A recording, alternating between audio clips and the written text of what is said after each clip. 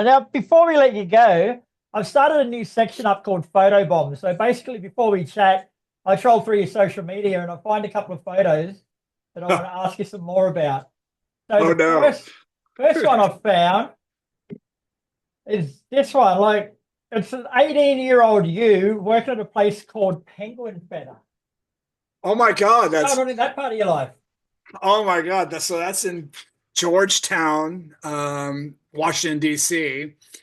The guy to my left was my manager named Fluffy, and then to my on the right is Pookie. She was a German exchange student, and I was living in Washington D.C. I was going to art school. Actually, I had just dropped out of art school, so I decided that my music career, my partying career, was far too important than school.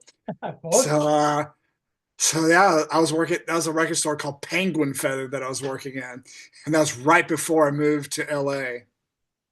Very nice. And the other one I've got for you is By the way, I still have that hat. oh, you do? I was going to ask you about that actually. It looks like a perler. It's leather. Nice. You're going to be wearing it when you come out to Australia? No, my head's too big now. Alrighty. Now I've got this other photo that I've never heard of this place before, mate. But That's in Wales. it looks magnificent. It's a fantastic studio. That's where I recorded the Last Watchers album. The fella standing next to me is Jays Lewis. That's his studio that he built by hand. He built every stone by hand, and it's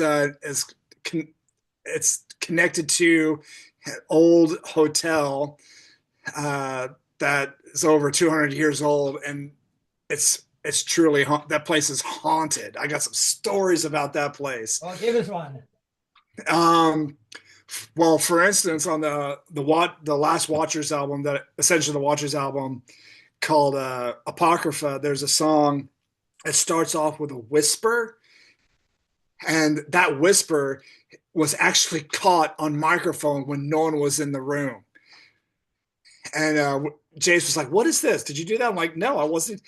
I wasn't there. It was like some ghostly apparition that spoke into the microphone, and I had no idea what language it was because that studio stands on an ancient monastery."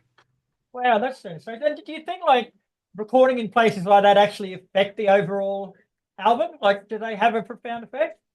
Absolutely, it was all about energy, and it was just me and him recording the entire record, and the place is beautiful. It was an old manor that was turned into a small hotel, and yeah, I got some fantastic memories from that place. But yes, it's haunted for Nice. sure. Very nice. That All and right. that's just one. That's just one story.